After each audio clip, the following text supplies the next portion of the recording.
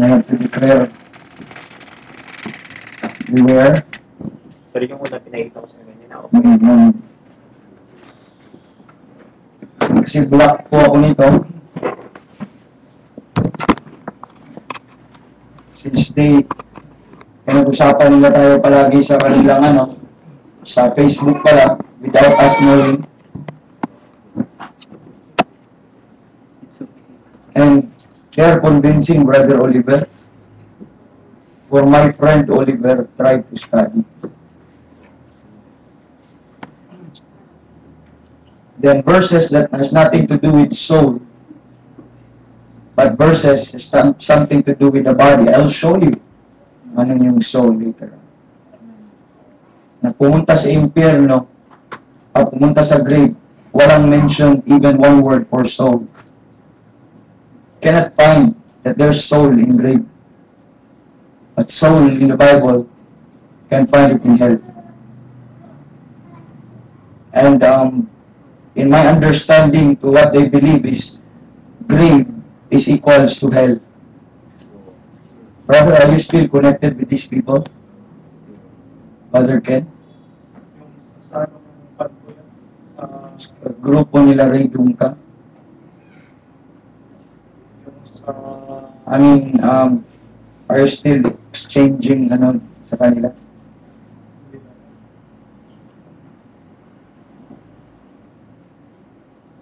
Then, Calvin Geron, after showing the verses has nothing to do with soul sleep, but body sleep in the grave. I am currently studying this matter. I mean, I will make my comment first as if pa naman nag-aaral. These are just new Christians. We had many beliefs that has been part of traditional beliefs. So believing that someone will go to hell is a traditional belief. That's what they are trying to portray.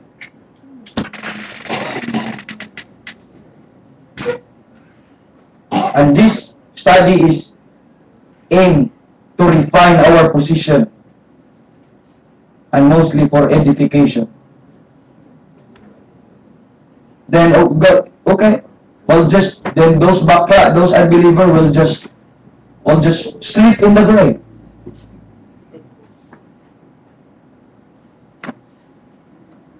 Raydong ka, nice thinking, brother. That's a spirit of a true Berean. Ito yung nagiging religious leader. Sinabi ko to sa inyo dati that this group will make a movement in the Philippines. Nagkakatotoo. Samuel Libradilla, I have been studying lately. This should be an interesting topic. Arnel Pios, I have studied on this topic as well, saying the scripture is consistent. Blessing. Pareha na sila ng mga anong tawag nito, mga expression. Gaya-gaya, alam mo kung sino nauna niyan? Raydong ka. Why should I fear? This is a church. Right, yeah. And this is for the purpose of the protection of our local church. Yeah, that's right. This is not protection of the local church. What they're trying to, these are destroying money. Facebook. Hindi rin. Yung testimony mo kanina, na ano ko sa pastor, yun ang devastation. Brother Oliver has a good answer. Nag-reply ka pa. I charge you to withdraw with this man. Come on. Let them na magaling na. So be it.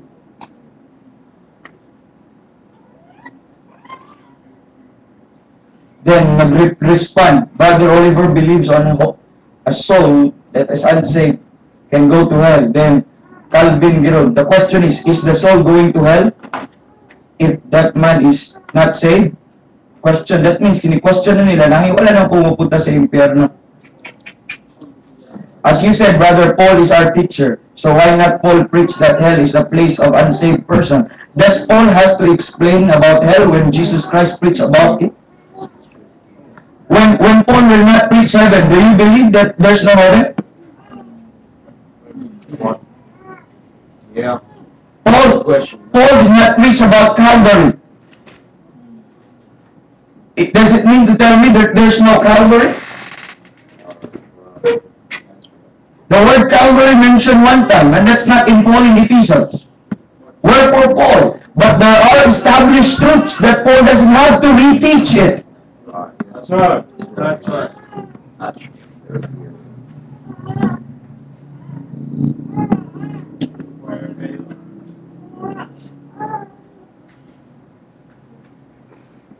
And they said because there's no mention of Paul about hell, therefore there's no. Then they're making some camps and recurrence about this. Too many to read. They mentioned Pastor Abel. Kakalungkot, these are people.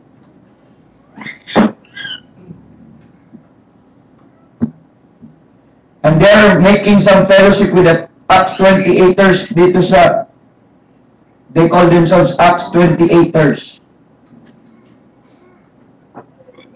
The same date, ang period po nila, April 14 and 17. Gusto niyo mag-attend doon?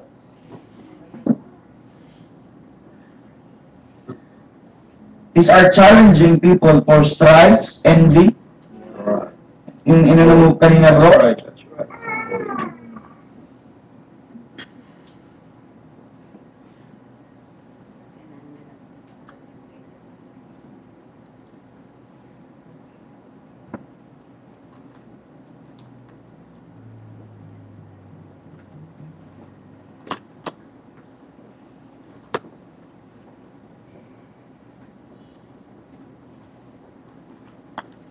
They believe on hell, yung under post, that hell has three parts, my low part, my lower part, and lowest part.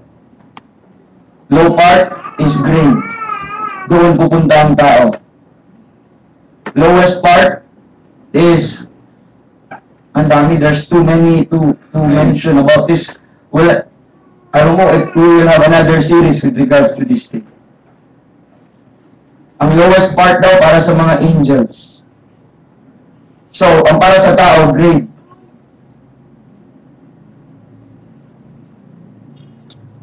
So many. I never regret that I declared separation from these people. Although it's very sad in my part. And one of that point is they say that Luke 16, because Luke 16 is their stumbling block. Because it mentioned about hell. That is their stumbling block. And to escape from that great stumbling block, they will call Luke 16 parable. Or kwento-kwento lang. Not considered as truth. Not to be taken as literally. That is the alibi. That is the escape. Well, let's go to Luke 16. Yeah. Kwento-kwento, ano lang daw? Paramula. Parable. Ang point ng daw yan, hindi literal, kundi yung sense lang.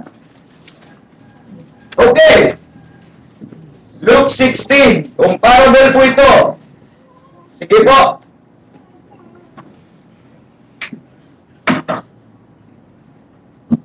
Verse 19. And there was a certain rich man. Anong ibig sabihin ng certain? Is that Yeah. kwento-kwento? Or that is sure? Or is that a source of imagination?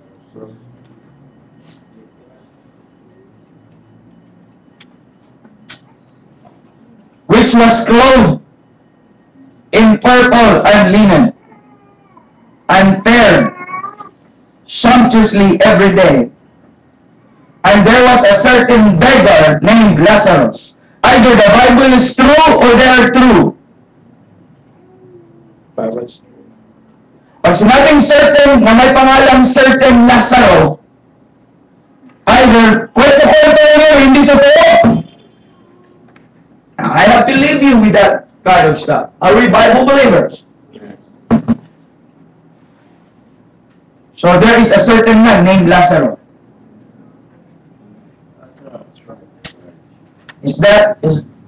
Do you trust what the Bible says? That Amen. it's a Amen. certain, sure, real, literal. Okay. Verse 21, desiring to be fed with the crumbs which fell from the rich man's table. Moreover, the dogs came and licked his sore.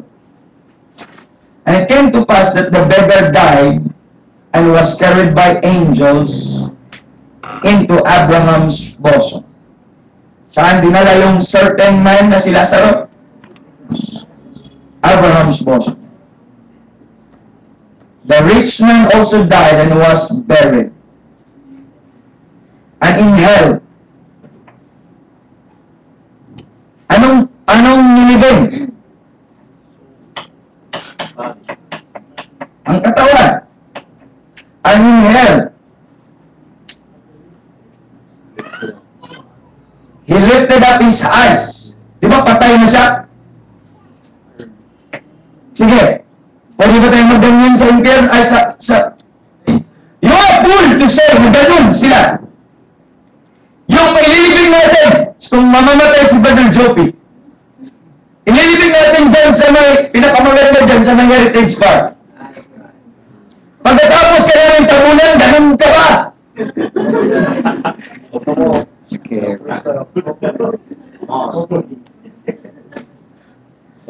Kasi bakit po, mga kapatid? Because hell is equals to grave. That is their belief. That is the Jehovah's Witnesses. Yeah. That's right. Wala sa Kristendom dapat yun. Ano? Sa kulto na nakilala yan. That's right. Yeah. Sige, let's continue. Being in torments, and see Abraham afar off, and Lazarus in his bosom. Sino yung certain beggar? Lazarus. Totoo ba si Lazarus? Yeah. Amen. Hindi, parable yun. Okay, kung parable si Lazarus, parable si Abraham. Kwento-kwento si Abraham. Tama. Father. Totoo ba si Abraham? Yeah. Kung hindi totoo yan, nagsinungaling ang Panginoon? Kung kwento-kwento yan, ay hindi, kung hindi literal na nangyayari yan, nagsinungaling ang Panginoon? Okay, sige. Walang nation of Israel kung wala si Abraham. Yeah. Okay. And he cried and said, Father Abraham, have mercy on me. Send Lazarus that they may dip the tip of his finger in water and cool my tongue, for I am tormented in this flame. Meron bang flame sa grave?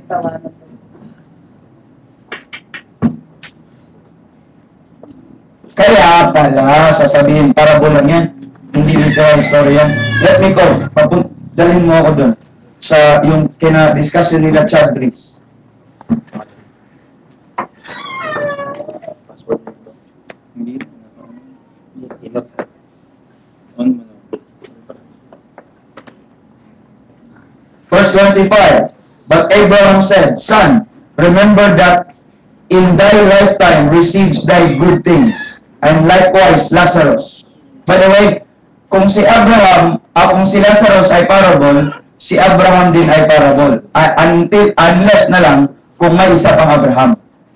Yung isang Abraham ay totoo na father of the nation of Israel, or merong imagination na Abraham. Ganun lang po. Two things. Ganun lang. Very simple. You don't have to be right divider or whatever to understand kung totoo ba si Abraham o hindi. simple belief that everything in our King James Bible is perfect. You know the story of Luke 16? Okay, let's move further. Verse 31. And he said unto him, if they hear not Moses and the prophets, totoo bang may prophets? Totoo po ba si Moses? Amen. Kung parable po itong Luke 16, then parable si Abraham, parable si Moses, parable ang mga prophets, then parable ang hell. To qualify, kasi hindi na literal place ang hell na may fire, to qualify that, qualify na si Abraham, kwento-kwento lang, si Moses, kwento-kwento lang, at mga prophets, kwento-kwento lang. Then let's declare that yung rich man, kwento-kwento lang yun. Then si Lazarus, kwento-kwento lang yun. Then yung impyerno, kwento-kwento lang yun.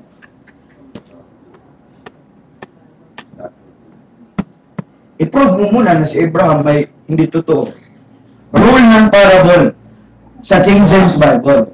Pag parable yun sa King James Bible, sasabihin niya na parable yun.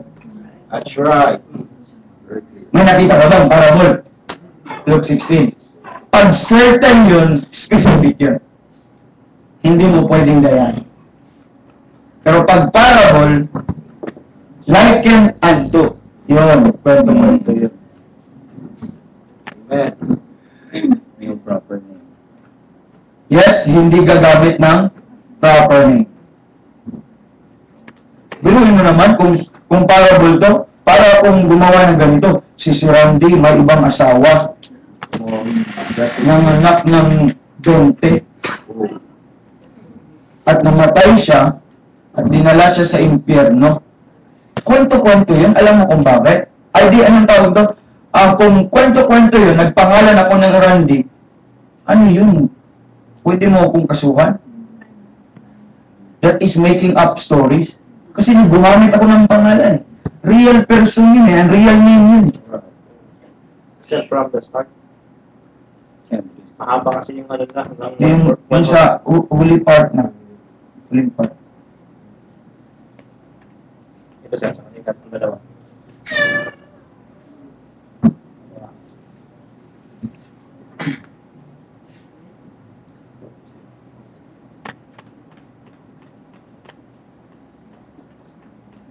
Okay, I'm just using things, mga kapatid, para hindi naman trying to. This is very sad. Ganito na sila kalayo. Una, ang rapture hindi applicable sa body of Christ. Medyo, ano pa yan eh? Parang, sige na nga. Yung particle.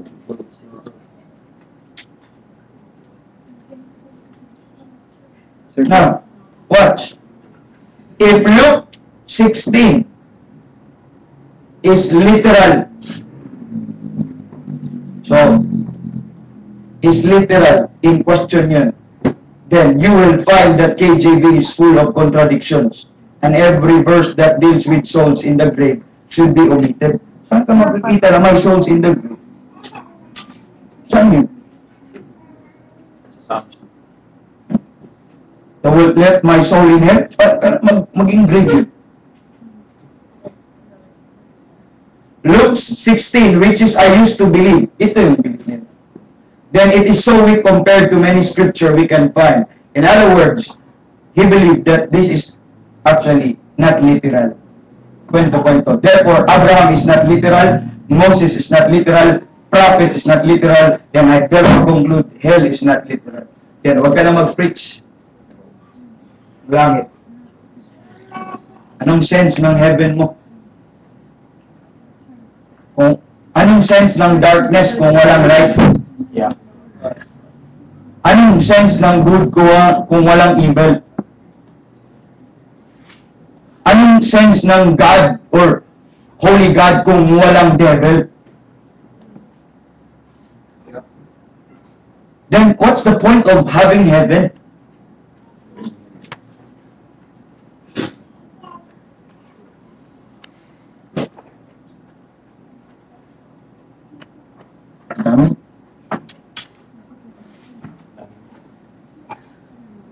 Now, decision, man, head of this church,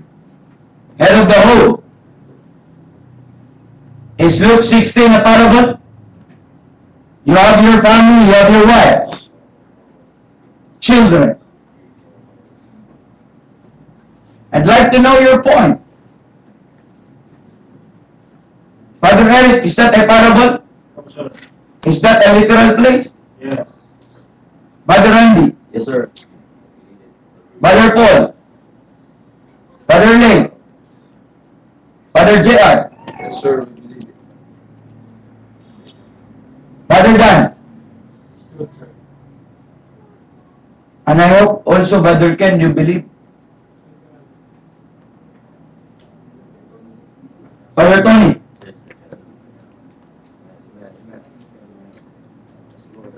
nasave pa ako. Very good sign shall come. Meron bang Brother Oliver? Yes, I believe, sir. Father Jopi? Sabi ni Jackman, if there's no hell, I will quit.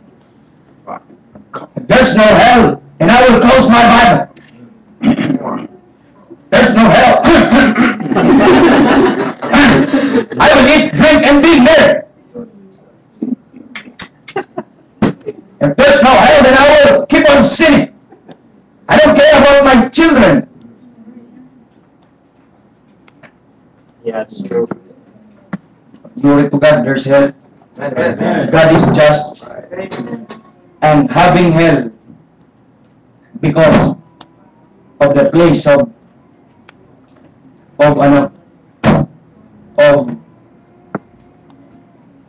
destruction. Acts 2. If there's no hell, then Jesus Christ did not went to hell at all.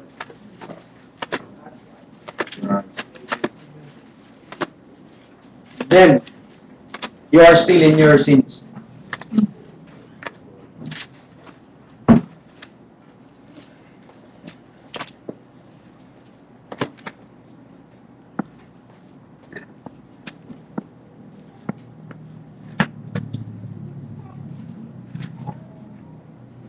Verse 27, because thou wilt not leave my soul in hell, David, neither wilt thou suffer thine Holy One to see corruption. Thou hast made known to me the ways of life. Thou shalt make me full of joy with thy countenance. Men and brethren, let me speak freely unto you of the patriarch David, and he is both dead and buried, and his sepulchre is with us unto this day. Si David ba nasa grave pa ngayon? Sa panahon po nila, ang kanyang katawan. Unto this day. Therefore, being a prophet and knowing that God had sworn with an oath to him, the fruit of his loins according to the flesh, that he would raise up Christ to sit on his throne. He seeing this before spake of the resurrection of Christ. Bakit he seeing? Kasi prophet siya. That his soul was not left in hell, neither his flesh did see corruption. You see the difference between soul and flesh? Amen. If they're together, grave speaks of corruption. Hell speaks of destruction and judgment. Then kung isa pa sila, bakit gagamitan pa yung flesh at saka soul? Yung isa corruption, yung isa ginamitan hell. Then therefore, Jesus Christ is not offering in Isaiah 53 his soul an offering for sin.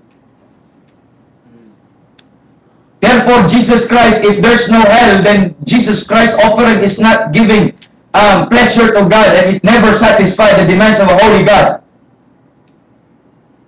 Therefore, it never been a sacrifice of a sweet-smelling savor to God. Then, no, yung burial ni Jesus Christ, anong sense ng kanyang burial kung hindi siya pumunta doon sa place na yun? Hello? Yeah. If hell is equals to grave. You can go on sa 1 Peter, 2 Peter, that he went there in prison, spirit in prison, to preach there. Hello? Damage. Naaawa ako sa mga sunod-sunuran lang. Kasi itong mga ano na ito, pang-display lang knowledge. Pang-trivia lang. Kaya, ang buhay ng mga nalulungkot ako, what they might become, I don't know how will they behave. Okay. Let's go to Deuteronomy chapter number 32. All we have to do is not to be what we call, not to be theologian. But we will approach the Bible literally as simple as it is. All we have to do is give sense. I don't care what we know. All I care what the Bible says. Amen. Deuteronomy 32.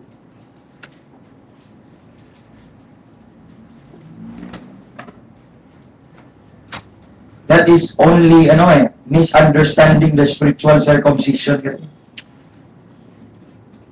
Ay, kay Welch na yun. Man's wisdom.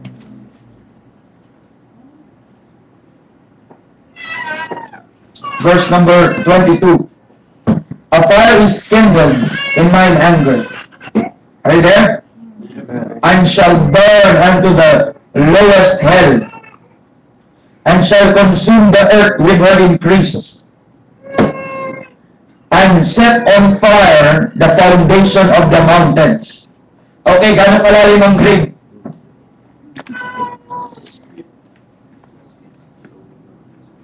So, kung may lowest hell, may lower. Ang grave sa kanila, sir, hindi naman pahuhay. Okay.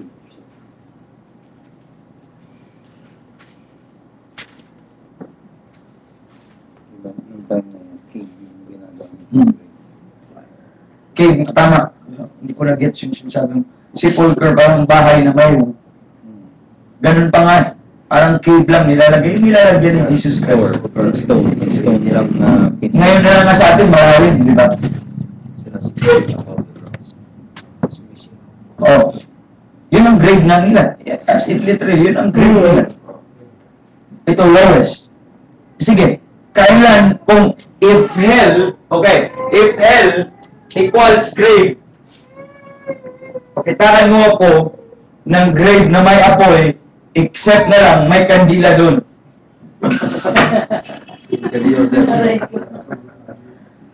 Now, what can I do to this? Do I have to criticize the verse? Oh, sir. No. Okay, let's go to another verse, Psalm 86.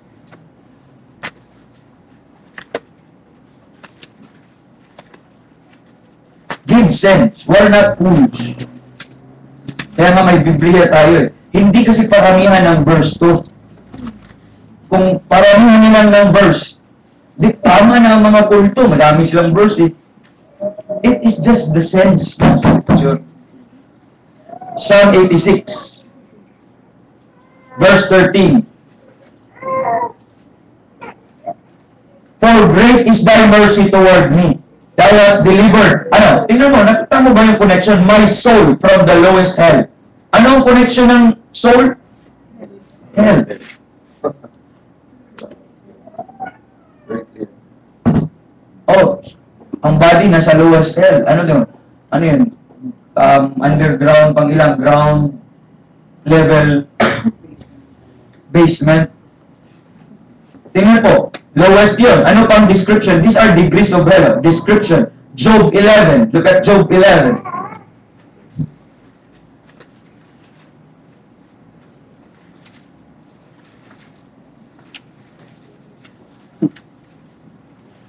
Okay, verse number 8. Tingnan niyo yung contrast ng heaven and hell. Okay, verse number 8. It is as high as heaven, mataas. Watch. What canst thou do? Deeper than hell. What canst thou do? Okay. ang grave. I-picture mo, ang point of contrast or comparison ay heaven, hell. Heaven is high, and hell is what? Deep. Deeper than hell. Ay, qualify that kung parehas ba yun sa grave? Fathers, please, or husbands, get this. Psalm 55.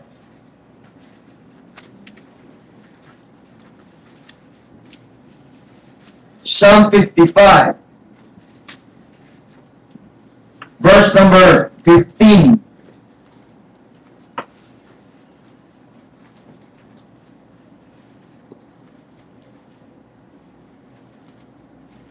Tama ba ako?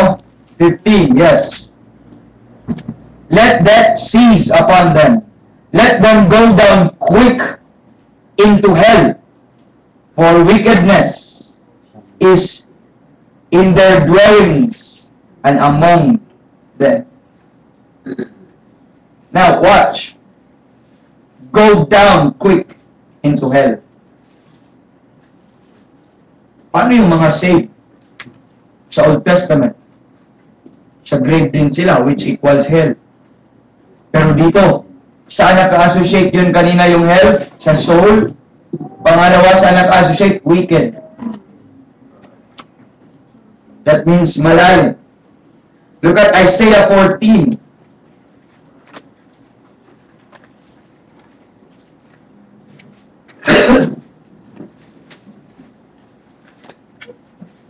Verse number 15.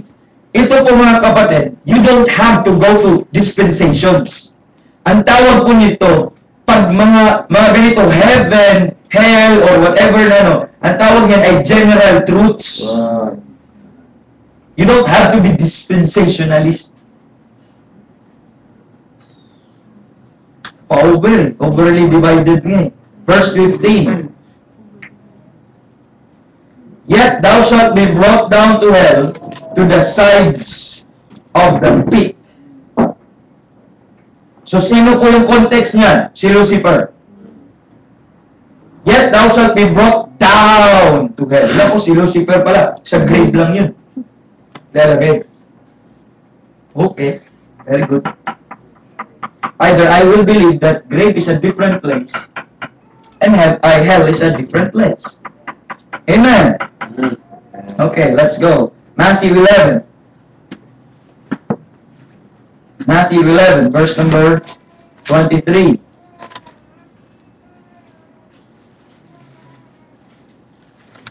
Ang point ko is, I'm giving you yung meron po siyang direction na pababa. Right. And thou, Capernaum, which art exalted unto heaven, so, contrast ng heaven, watch, and thou shalt be brought down to hell. For if the mighty works which had been done in thee had been done in Sodom, it would have remained until this day. So if grave is equals to hell, then ang contrast ng heaven is grave. Oh, heaven and grave. Passion. I mean, mga kapatid, it is a point that ang heaven ay taas. That's a language that ang hell is very low. Amen.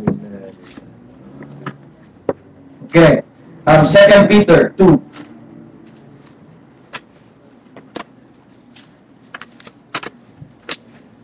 Wala sa plano.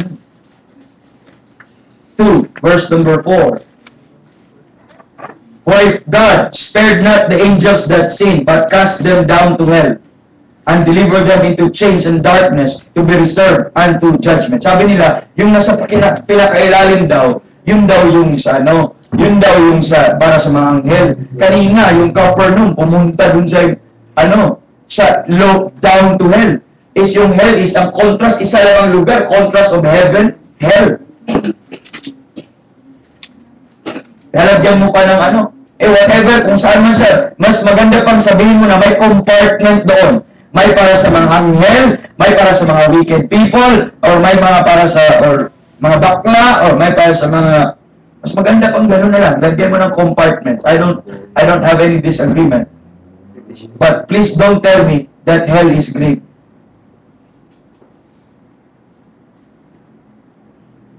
Another thing, please go to, Proverbs 9.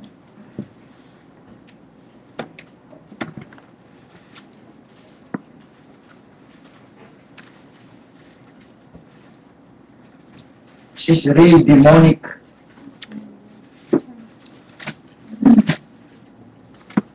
Parang ang saya-saya, nakakasaya ba itong mga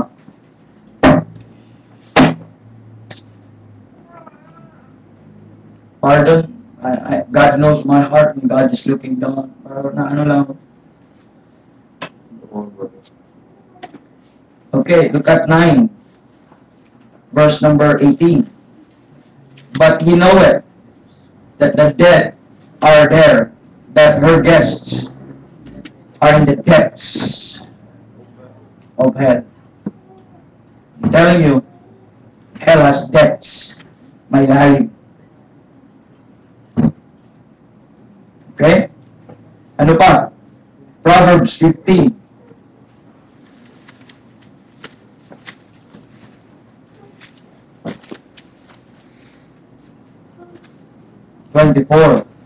Okay lang sana mag-block. Huwag lang pag-usapan.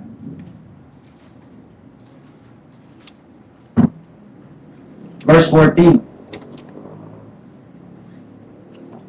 Is it there? 24, not 14.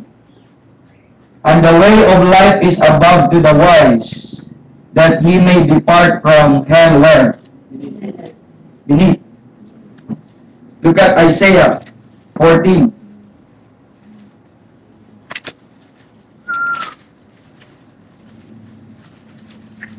Consistent, sabi nila. Wala daw consistency ang Bible. Meron na.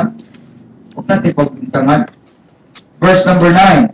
Hell from beneath is moved for thee to meet thee. At thy coming, it stirreth up the dead for thee, even all the chief ones of the earth. It hath raised up from their thrones all kings. And context niyan, si Lucifer pala. So ang point ko, may depths ang hell, may part even to the lowest part ng hell, and it will drop down to hell, and mayroon po siyang beneath yung pagkasabi po ng hell. Isaiah pa rin, 5:4. Ito po yung matindi nun. So, Isaiah 5:14. Not 5:4, 5:14.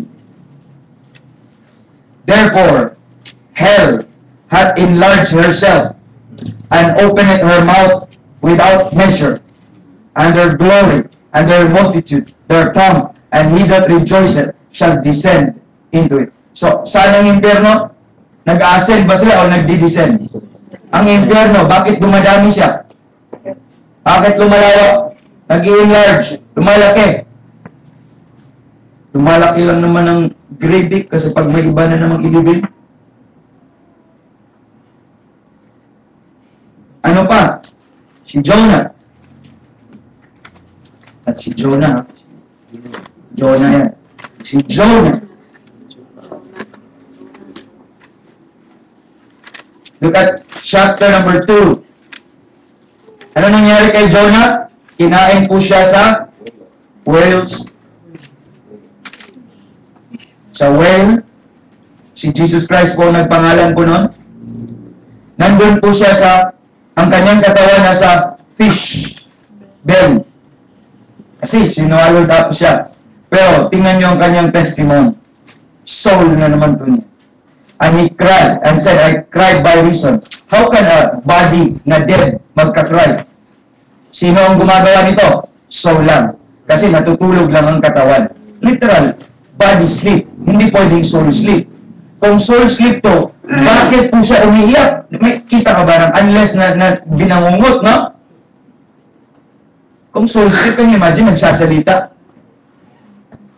Pag sleep na tulog. Pero ito, may mga sinasabi. Right. Cried by reason of mine affliction unto the Lord, and he heard me out of the belly of hell. Ang kanyang body na sa belly of fish, ang kanyang soul there. Pwede bro. Meron of hell. Bakit? May ipoportrait po siya ni Jesus Christ. And cried, and thou heardst my voice.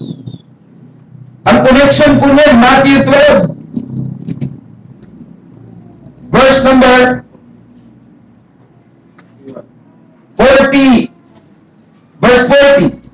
This is the sign. Kaya kailangan niya pumunta sa impyerno. Kasi may ipoportrait siya si Jesus Christ. Verse 40.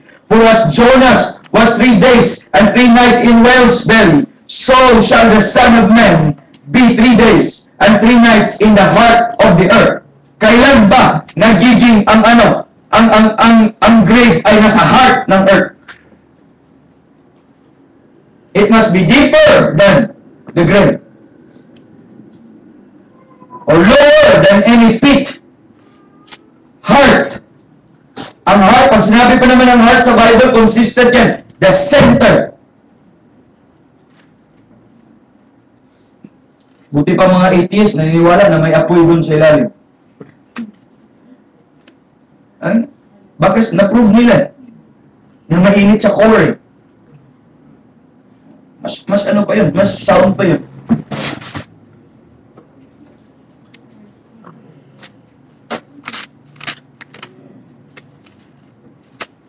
Ano po ang impyerno?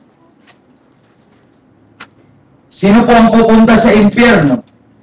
Psalm 9, verse number 17.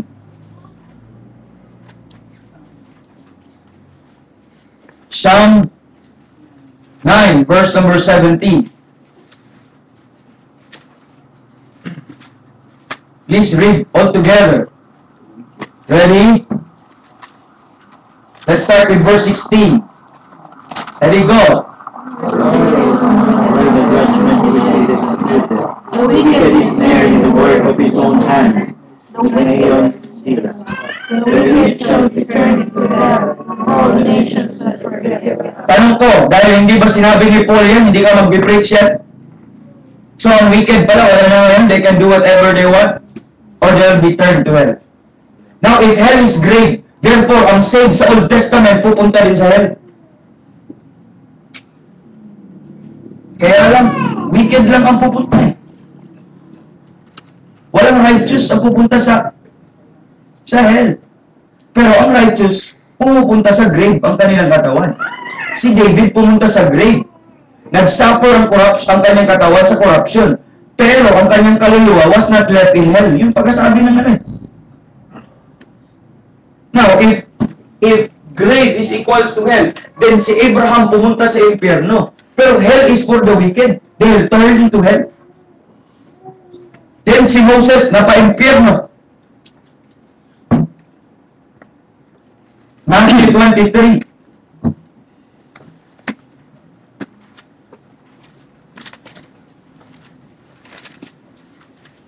Para kanino po ang impyerno? Matthew 23, verse 33.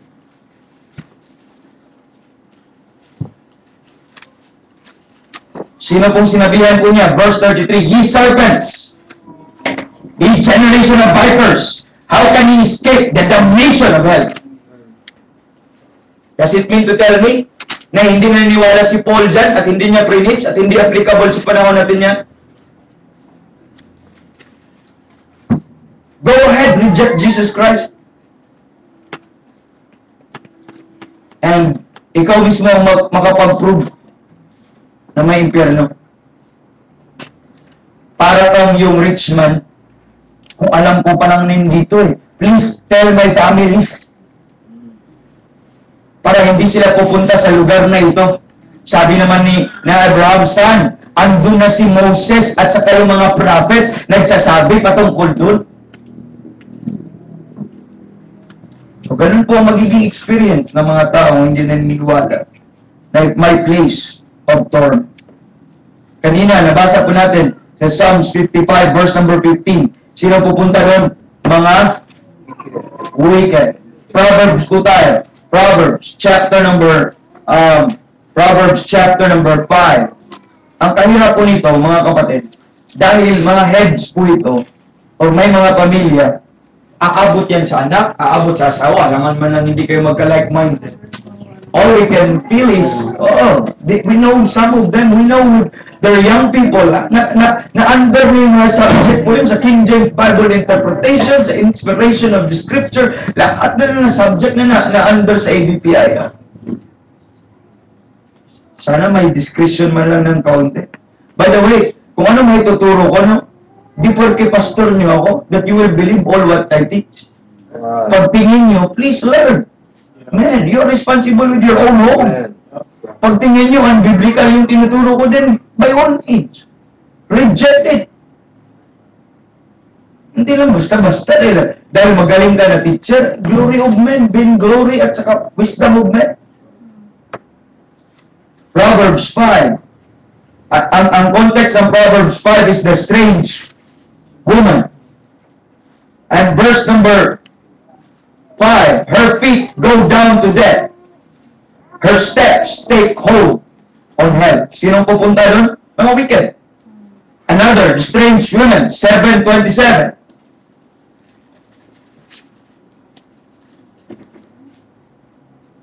Ano sabi ko ng Bible sa verse number 27?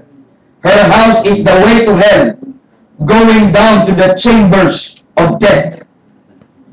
Now, nagtaka ako po dito, itong chambers of death. Bakit may chambers of death? At ang connection niya is hell, going down to the chambers of death. Then I remember yung testimony po ni David. Look at Psalms 100 and above, 139. Chamber. Sa loob ng chamber ay may bed. Verse 17. Whither shall I go from thy spirit? Whither shall I flee from thy presence? If I ascend up into heaven, thou art there. If I make my bed in hell, behold, thou art there. Hindi po, ang point ng verse na yan, hindi po gustuhin ni David na pupunta sa impyerno. Ang sinasabi lang niya, wherever he is, God is present. That shows the omnipresence ng Panginoon. Okay? Sino pong pupunta doon? Wicked. Now, para kanino? Which part ang Brother Randy preached a very good teaching, sound teaching this morning. Para kanino po ang which part of the body, soul, spirit, or which part of man, or body? Body, soul, spirit. Ang hell is always pertaining. Never. Yung mga binibigyan niya sa iyo sa verse, wala sinabi doon ng hell, na soul. Pertaining po yun sa body. Psalm 86.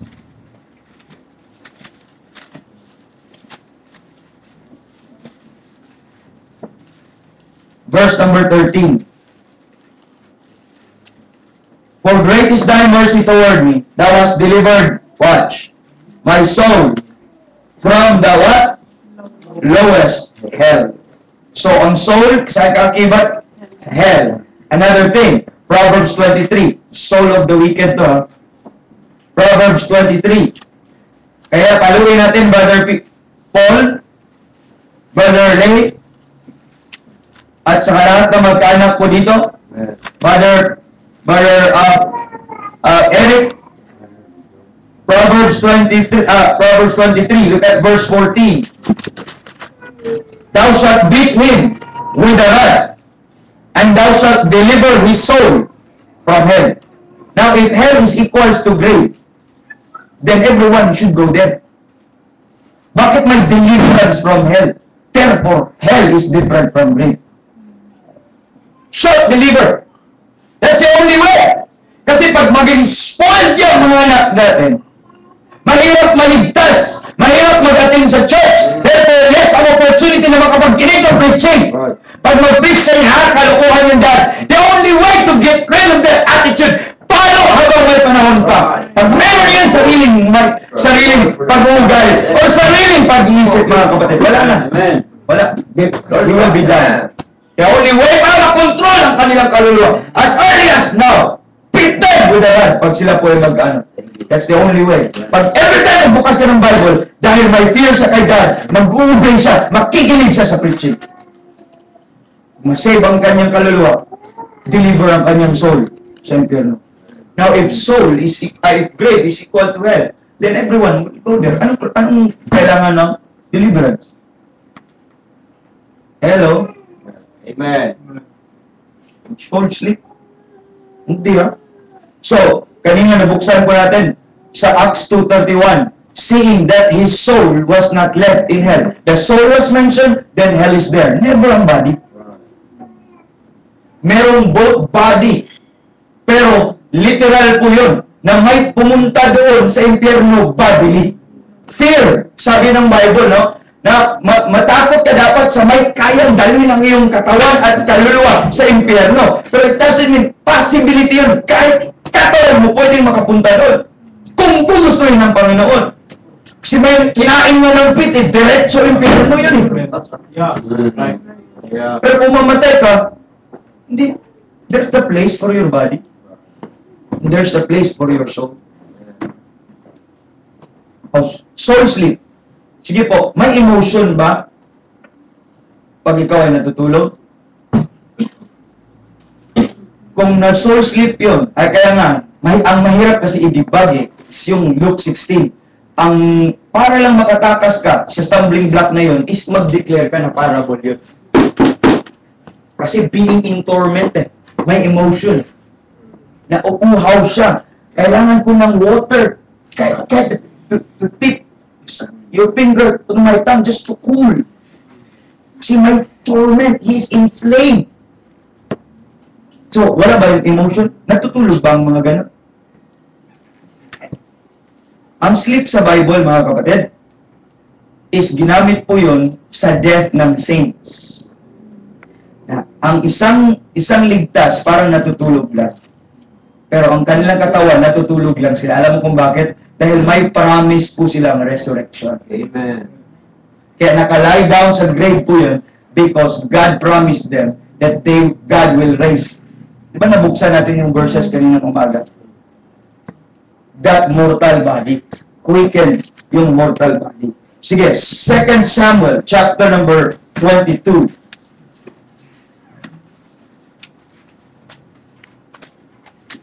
Please protect one another. Be careful. Kasi kung proper sila, ako hindi nga ako nakipag-discuss any of their kung nag-respect sila sa atin dito. When they know that Brother Oliver is Obsola, they have to go to the pastor. They have to discuss with the pastor. They will block the pastor and they will undermine the member. Ano yun?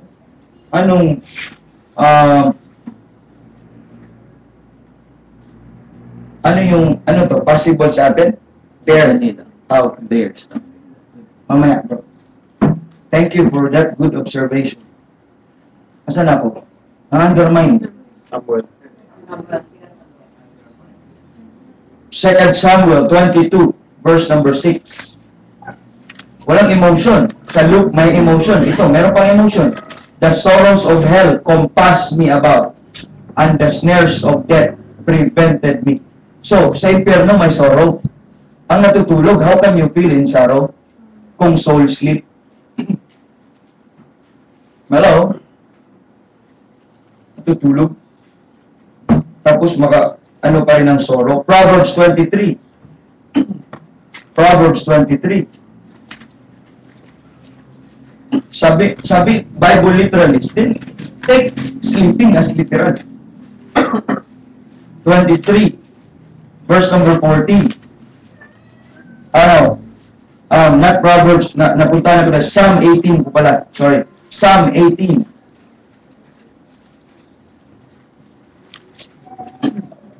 Please go, verse number 5. Psalm 18, verse number 5. The sorrows of hell compassed me about. The snares of death prevented me. That's another cross-reference. 116 ng Psalm. Verse number 3. The Bible says, the sorrows of death compassed me. Watch. And the pains of hell got hold upon me. I found trouble and sorrow. So, ang hell ay, doon ay may pain. At may trouble, at may sorrow. Then, paano ka matulog kung may pain, trouble? Ano yun? Comatose na lang. Ang kumatos ba, may naramdaman? Wala na nga eh. Buhay lang ang, sabi po nila, diwa. Amen? So, there are possible stumbling block. I think, meron tayo dito, brother. Matthew 5:22. If hell is equals to grave, then grave must have fire. But how many times na ginamit po ito ng Panginoon? Itong sa Matthew 5, verse number 22. Then, ang context po no, you can go directly to 29 to 30. But, let's start with 5:22. Please read all together. Ready? Go. Okay. But I say to you, that whosoever is angry with his brother without a cause shall be in danger of judgment. And whosoever shall say to his brother, Raka, shall be in danger of the council, but whosoever shall say, thou fool, shall be in danger of hellfire. Therefore, Hellfire. Verse number 29. And if thy right hand offend thee, pluck it out, cast it from thee. But it is profitable for thee that one of thy members, I believe, I know, and we know, understand that this is a kingdom passage. yeah, What we're trying to get here is pan-dispensational kasi ang impyerno. Kung po, ang impyerno ay general truth. Okay? Should be cast into hell. By the way, sa grave ay hindi naman ikakast eh. Buried ang paggagamit. Okay? So, and if the right hand offend thee, cut it off and cast it from thee. For it is possible for thee that one of thy members should perish, and not thy whole body should be cast into hell. Yung cross-reference yan, yung be afraid sa Matthew, be feared, Matthew 10:28, that may isang tao na may kakayahan na magdala sa iyo sa impyerno, even body and soul. Fear. That's Matthew 10 something, verse 28. Let's go to Matthew 18.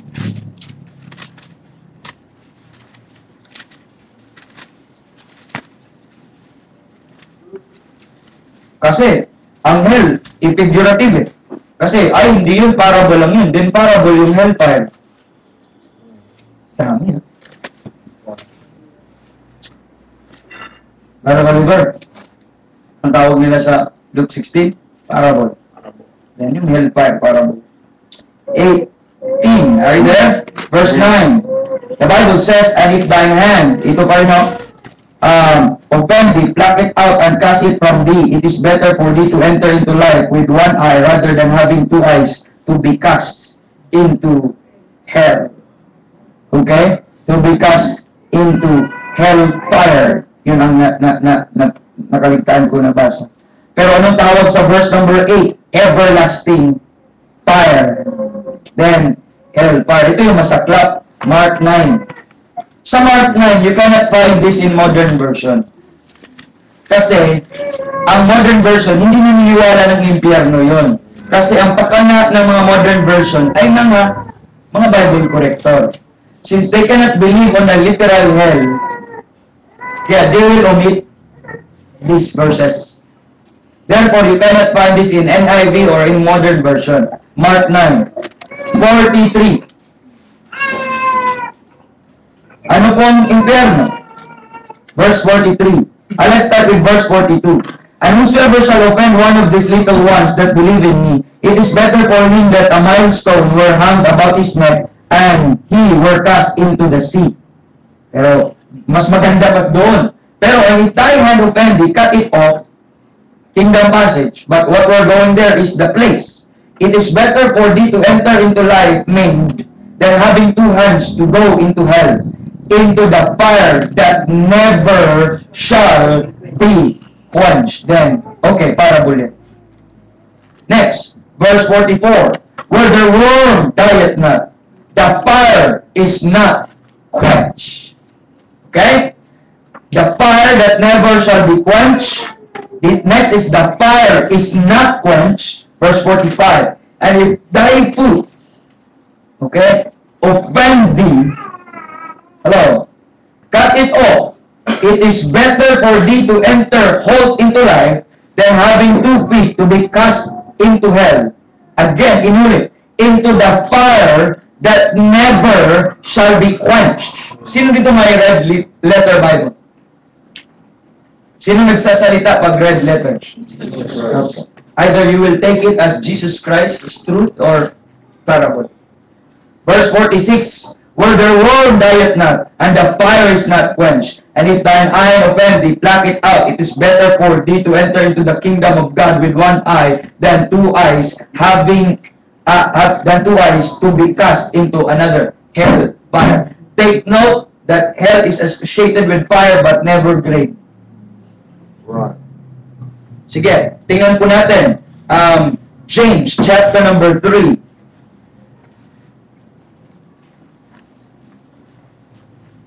Actually, mga kapatid, ang concern sa Pauline epistles, hindi distraction. Ang concern sa Pauline epistles, saan siya nagtutok, mga kapatid? Body of Christ. Magdi-discuss ng impyerno sa body of Christ na may eternal security na yun. Yeah, that's right. That's right. Pang-unbeliever na. Pang-unbeliever to eh.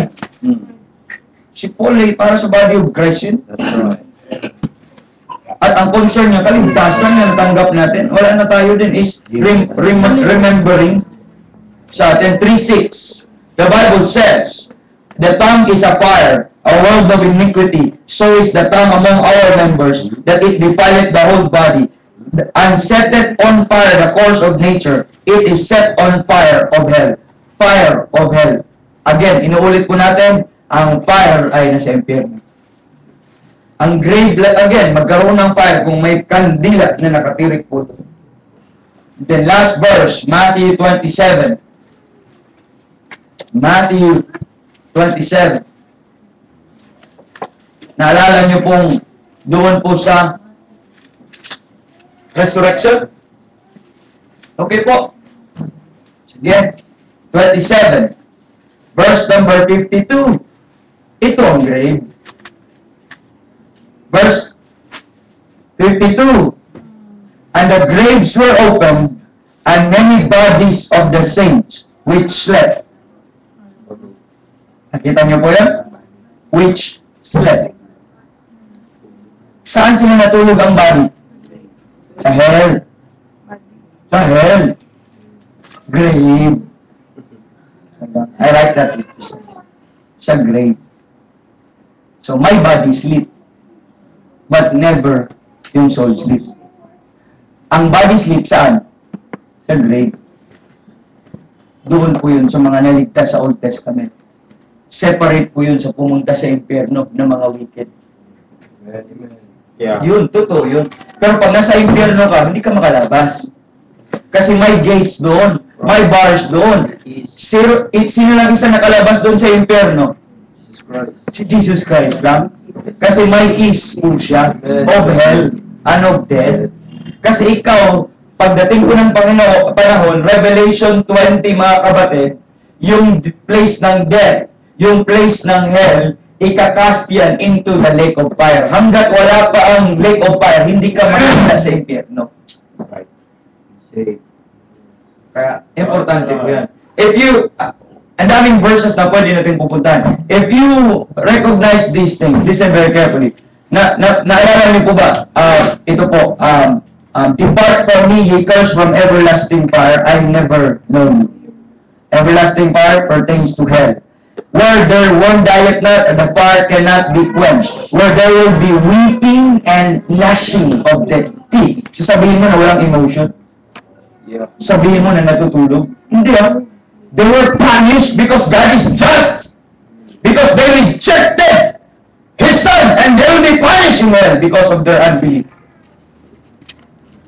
Either you will believe what they say, that grave is equals to hell, then that's it. Now, church, with our representative, dito po sa mga heads, please stand. All of you. Head of the home.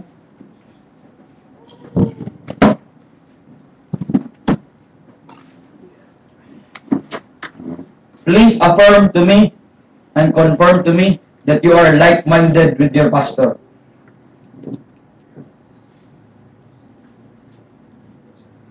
As I scan the Bible there, I take note. It's very clear. Believe the King James Bible. Stand beside you and with you and for the Lord Jesus Christ. Thank you. Brother Dan, I affirm I stand that the Bible is true. And Brother Eric, As my Bible says, and the Lord Jesus Christ is divine and blessed. Brother Lay, Brother Paul, and hell is not great. Right. And declaration, glory to God, I have like-minded. What's important is take charge with your family. You are responsible of the things that they will be learning. And if anyone na may mag-undermine any of your those person must be responsible to you. Okay po? Thank you very much, and I'm glad that you stand with the book. Let me take your seat. And thank God. Wala naman tayong binago. That's the old stand. That's long upheld truth. I don't have to have something new para ako ay sisikat o gagaling. I have to hold firmly on the truths that pass on sa atin. I don't have to discover something new. But these are old truths. It's just in our old King James Bible. And please warn your family with these people.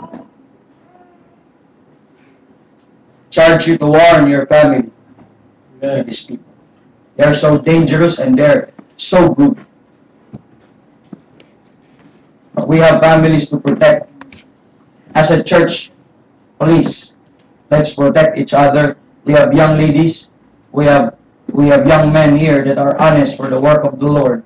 And please, young men, learn to be responsible in doctrine, showing uncorruptness, gravity. Dapat sober. And prove that. Pag hindi ka pa pure sa iyong doctrine, wala ka pang business mag-asawa. Pag toast to and bro ka ba, wala ka pang business mag-asawa. Yeah.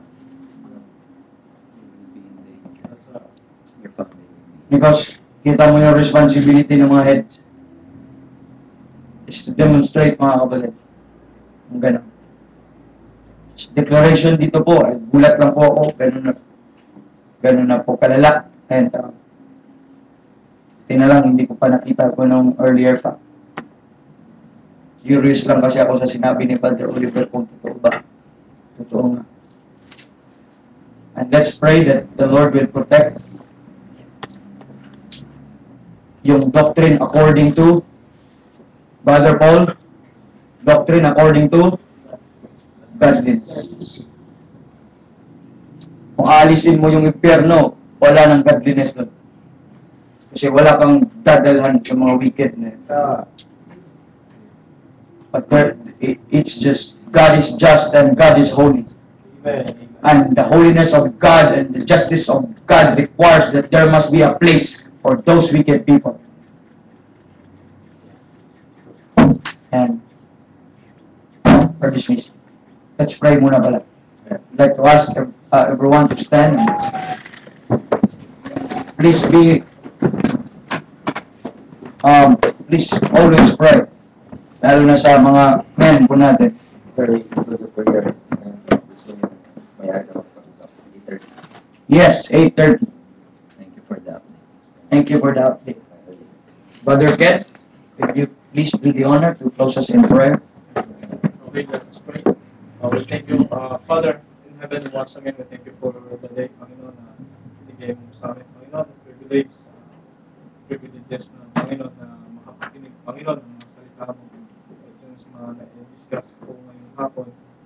Thank you, Father, talaga, puto po yung Bible, marami pong mga beses na palagi po nila itong pinabago,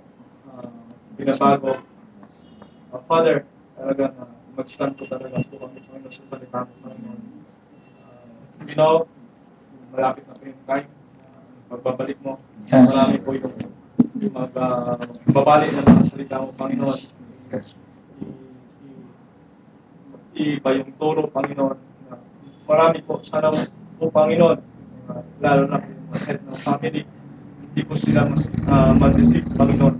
Yes. Kahit po naging nakilala po namin sila, Panginoon. Ikuan po namin na may avoid na rin po namin sila, Panginoon, sa mga kanya-kanya po namin family. Kasi we know na talaga ng hawa, Panginoon, kung hindi po kami magiging aware ng Panginoon. Lord, I pray for every believer, Panginoon, itong church na to, mga ka-fellowship pa po namin, Panginoon, na sana maging aware po sila sa mga tao nito, Panginoon. Lord, sana kung may chance pa, mabago po sa mga pag-iisip nila. Minsan nagiging lumulubo na po, Panginoon, yung mga isip nila. Kaso, hindi na naayon sa salita mo. Father, thank you. Ikaw po sana, Panginoon, ang mag-lead po sa mga men dito, Panginoon, sa church na to. Ikaw mo palagi po na maging sound mind para sa salita mo, Panginoon. Kaya palagi, Panginoon, yung mga natutunan, Panginoon, yung talagang i-apply po talaga, Panginoon. Thank you sa mga souls na dito, patuloy, Panginoon, na makinig ng salita mo. We pray na kami lahat, Panginoon, sa makinig, kahit saan po kami dalhin, Panginoon, na magpatuloy, Panginoon. Magpatuloy po kami, Panginoon, sa makinig ng salita mo. Gawin yung narapat, yung kalooban ng Panginoon sa buhay mo. Salamat kahit yun sa pastor po namin, kay Pastor Rogie, na sa pag-lead ng church na to, sa kanyang iba pa mga fellowship, pag-ulang sa lipa. I pray, Panginoon, na talaga mag-hold on sa salita ng Panginoon. Lahat ng ito, Father, kahit po sa pag-uwi po namin, Panginoon, hindi po kami sa mga kanya-kanya po namin bahay, safe, Panginoon. Lord, lahat, kahit yun sa mga magbabiyahe, Panginoon, gawin, Panginoon. Lahat ng ito, Father, salamat po namin po sa pangalan ng Panginoon Jesus. Amen. May naalala lang ako, please. This is very important verse. Huwag niyo po itong miss. Isa lang, hindi po ako mag-discuss. I-leave ko lang itong verse na ito na so important. Go to Genesis 35, because soul sleep believe that ang body at saka ang soul hindi na magkahiwalay. They sleep together in the grave. Hindi, pag mamatay, walang separation. Magkasama yung body at saka natulog. 35, there's an instance in the Bible na namatay po si Rachel. And verse number 18, and it came to pass as her soul, underline, as her soul was in departing. Bakit?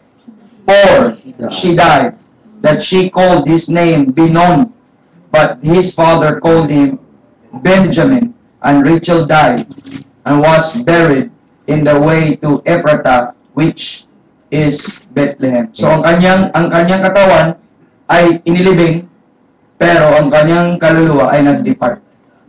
Nakita niyo po? Nag-depart ang kanyang kaluluwa. So, to prove that the name is Benjamin. Remember, Benjamin. Malala mo si Rachel dahil humiwalay na po. Pinanganak po, namatay po ang kanyang nanay at humiwalay ang kanyang kaluluwa at ang kanyang katawan ay inilibing. So that's all. Thank you. God bless you.